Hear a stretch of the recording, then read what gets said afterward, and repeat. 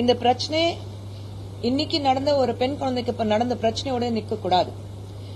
25 லட்சம் ரூபாய் அவ கொடுத்தாச்சு அந்த குழந்தைக்கு. அவ வாழ்க்கையில் எந்த அளவுக்கு பாதிக்கப்பட்டிருக்கா அது யாரையும் சாகுற வரைக்கும் அவளால மறக்க முடியுமா? அவ குடும்பத்துக்கு நடந்த பிரச்சனை அவங்களால மறக்க முடியுமா? பெற்றோர்களுடைய அந்த துன்பு இது வரைக்கும் அந்த குழந்தை இருக்கிற வரைக்கும் அவங்க உயிரோட இருக்கிற வரைக்கும் அந்த துன்பம் இருக்குதானே செய்யும். ஒவ்வொரு முறையும் அந்த குழந்தை ஒரு நிமிஷம் எங்கிருந்து வெளியில இருந்து உள்ள வரும்போது அந்த பயம் இருந்துட்டுதான் இருக்கும். ஒரு இருட்டு பார்த்த பயம் இருக்கும், ஒரு ஆம்பளை தனி ரோட்ல பார்த்தா பயம் இருக்கும், ஒரு ரூம்ல ஒரு பையனோட இருந்தா பயமா இருக்கும். அந்த அளவுக்கு துன்பப்படுத்ததுக்கு அப்புறம் நீங்க 25 லட்சம் நாங்க கொடுத்துட்டோம், அதனாலதான் கல்வி ஃப்ரீயா கொடுத்துட்டோம், அதனாலதான் எல்லாமே சரியாயிடுங்கிறது கிடையாது. இது எங்கே முற்றுப்புள்ளி வைக்கணும். அரெஸ்ட் பண்ண உடனே ஏன் விட்டீங்க? அவன் ஹிஸ்டரி ஷீட்டர் தானே.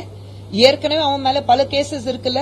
ஏற்கனவே ஒருத்தனை கிட்னாப் பண்ணிட்டு அங்கிருந்து 25 லட்சம் ரூபாய் கேட்டு அது 12 லட்சம் ரூபாய் கொடுத்ததுக்கு அப்புறம் மறுபடியும் விடாம போலீஸால 2018 ஏதோ ஒரு 30 வருஷத்துக்கு முன்னாடி நடந்த சம்பவம் கிடையாது. இப்பதான் ஒரு 6 வருஷம் கூட ஆகல, 6 வருஷத்துக்கு முன்னாடி நடந்த சம்பவம். சோ ஹிஸ்டரி ஷீட்டர் எந்த வகையில ஃப்ரீயா விட்டுருக்கீங்க? இது complete fall of law and order தான் நாங்க சொல்றோம்.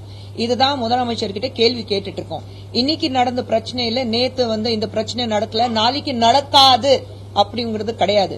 ஒவ்வொரு முறையும் ஒரு பிரச்சனை தமிழகத்துல ஒரு பெண்களுக்கு இந்த மாதிரி பாலியல் தொல்லை நடக்கும் போது நீங்க பணம் கொடுத்துறீங்க.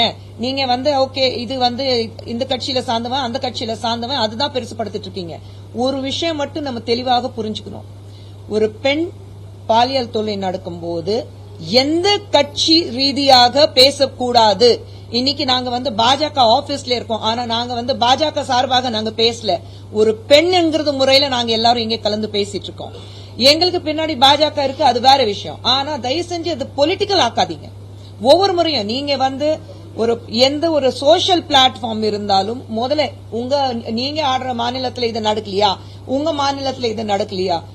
பெண்கள் உங்களுக்கு ஒரு பொலிட்டிக்கல் ஃபுட்பால் கிடையாது. இங்கே அங்கே தூக்கி வீசி அவளை பத்தி பேசுறதுக்கு முதல்ல இந்த பெண் குழந்தைக்கு நான் நிச்சயமாக பாராட்டுவேன். நான் தைரியமாக வெளியே பேசினா நிறைய பெண்கள் பயத்துல பேச மாட்டேங்கிறாங்க.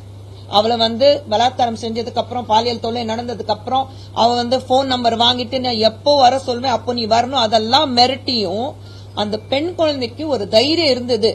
என்ன மாதிரி இன்னொரு பெண் பாதிக்கப்படக்கூடாது, இந்த மாதிரி இந்த ஆளு பத்தி நான் பேசலனா நாளைக்கு இன்னும் எத்தனை பெண்களோட வாழ்க்கை சீரடிக்க போகும்னா சொல்லிட்டு அவ வெளியில பேசிருக்கா. முதல்ல அந்த பெண் குழந்தை பாராட்டணும். அந்த குழந்தை பத்தி வெளியில அவளுடைய எல்லா தகவல்கள் வெளியில கொடுத்தாங்க பாருங்க, அவங்கள முதல்ல தண்டிக்கணும். யார் கொடுத்தது? யார் கொடுக்க சொல்ற? அது சட்ட ரீதியாக தவறுதானே. யார் வெளியில கொடுத்தது? நம்ம நிர்பயா சொல்லும் போது கூட எவ்வளவு நாள் கழிச்சுதான் அவளோட பேர், ஆனா இன்னி வரைக்கும் நாங்க அந்த பெண் குழந்தையோட பேர் சொல்றதுல நிர்பயா மட்டும் தான் கூப்பிடுறோம். அப்படி இருக்கும்போது யார் இந்த குழந்தை பத்தி பேரெல்லாம் டீடைல்ஸ் எல்லாம் பர்சனல் டீடைல்ஸ் வெளியே கொடுத்தாங்க? ஏன் அதை பத்தி யாரும் பேச மாட்டேங்கிறீங்க?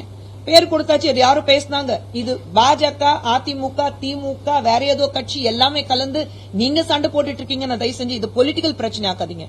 பெண்களுக்கு எந்த மாநிலம் இருந்தாலும் பெண்களுக்கு ஒரு பிரச்சனை நடக்கும் போது அது ஃபுட்பால் மாதிரி கால்பந்து மாதிரி இங்க தூக்கி வீசி அங்க தூக்கி வீசி அவளை இன்னும் கேவலப்படுத்த வேண்டாதான் நான் என்னுடைய வேண்டுகோள்.